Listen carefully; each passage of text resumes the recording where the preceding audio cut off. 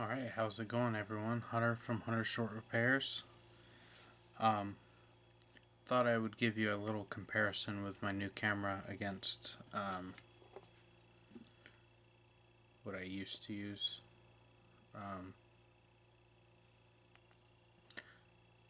I'm really impressed with this, especially when it comes to the zoom.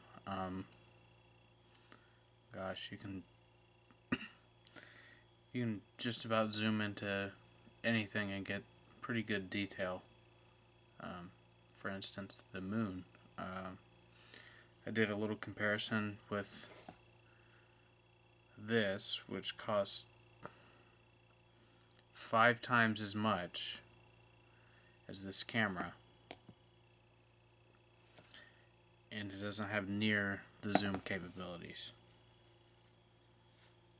Now, I know what you'll say, Galaxy can do it, and I know, I've had a Galaxy phone. That's beyond the point.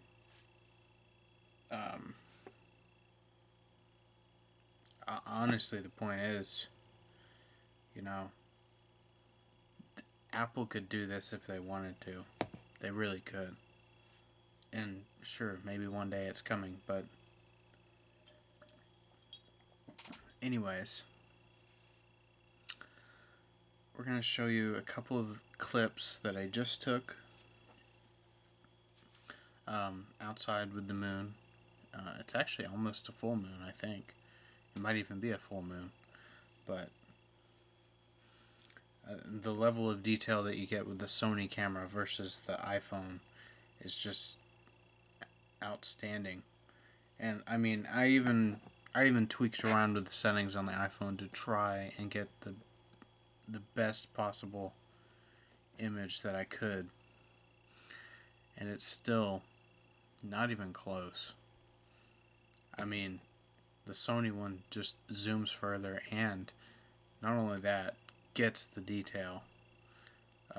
Obviously, if it was able to zoom just a little bit further and focus a little bit better, then it'd be absolutely perfect. But honestly, it's pretty darn good. So anyways, I'm going to show you those two clips now, and yeah, we'll just compare them, and that'll be that. It's about as good as it's going to get with the iPhone, really.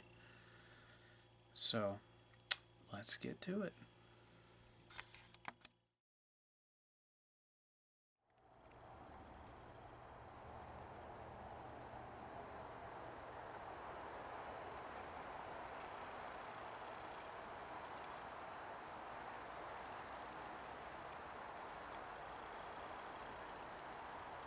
Look at that.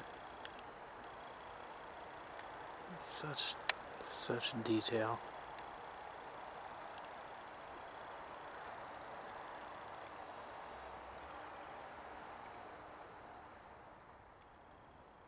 One more time.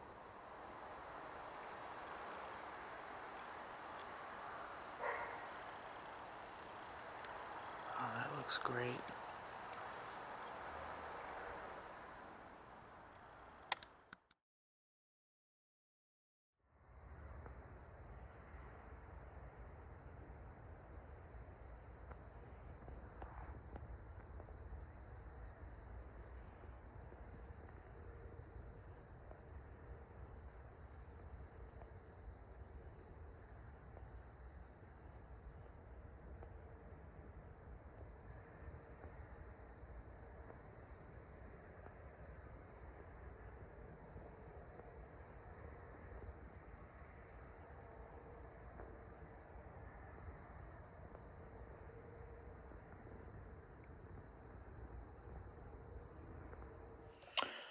Right, so as you can see, the iPhone camera just doesn't shine when it comes to zooming in and great detail. The thing is, and it's going to be well, I can show you from here. So this is only 9.2 megapixels. However, the Sony camera is using optical zoom, whereas the iPhone is using digital zoom, because the lens doesn't have enough focal length to actually zoom in and actually, like a telescope, literally. So there's not enough room in the phone for it to do that. Well, the Galaxy phones solved that problem by, instead of moving it in this axis, they move it in this axis. So they figured out a way to get around that problem. I think Apple can too. Now, this last clip is filmed on the iPhone, just to show you that, the iPhone camera is a good camera. It's just not good for things that you need to zoom in on. Like, for instance, in August, I'm going to a NASCAR race, and I'll be bringing this along to, to film when I'm at the race. It's very ergonomic, and it's really easy to hold it steady and just move it around like so. It also has a nice lens cap. You just open it and close it. It's really nice. And, it powers on really easily. You just flip this thing open, push a button, and you're recording. And, of course, what this video is about, I can zoom in. And I can zoom in pretty far and get really good detail, which is nice when you're watching something like a NASCAR race, Anything can happen during a race, and you want good, crisp video with good detail. You can zoom in on a car and honestly probably see the driver inside the car. Now, I'm going to be in the second row, so I don't even have to zoom in that far to get that good detail.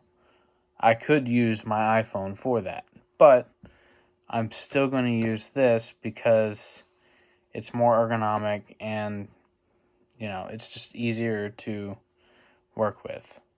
So, yeah, that's why I decided to refilm this last clip on the iPhone, just to show you an apples to apples comparison with Zoom and just regular recording. Obviously, the first clip of the video was filmed on the Sony, so you'll have that to compare it to the last clip.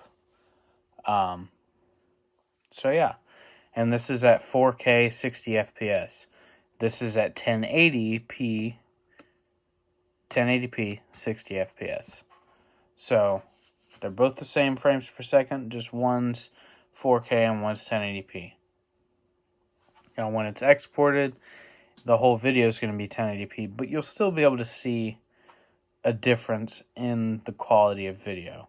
Now, video like this is where the iPhone shines, and it does really well. Photos, it does pretty well too. Just don't expect greatness when you zoom into something, because it doesn't always work. Now, sometimes the post-processing, process that the iPhone does will fix some issues. However, it doesn't fix shit with the moon. And you saw that in the clip. I tried, usually the best thing to do when you're taking a picture of something bright in the sky, like the moon, at night, you want to turn the exposure down to kind of dim down that light, because it's overexposing the image, because the moon is so bright compared to the rest of the sky.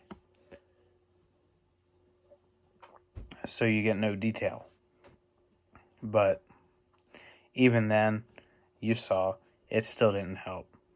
But anyways, thanks for watching this video. If you liked it, please like it, subscribe, And check out my Patreon down below. It starts out at $5 if you want to support me. I'm still working on the R2D2 project from FanHome. I haven't received my second shipment yet, so stay tuned for that. So yeah, subscribe and check out my Patreon if you want to support that project or other projects. They have a lot more things like an Optimus Prime model that I'm really wanting to get my hands on. So if you want to help me out, please do. And with all that, that's going to be it. I appreciate it. Thanks for watching. And you guys have a good one.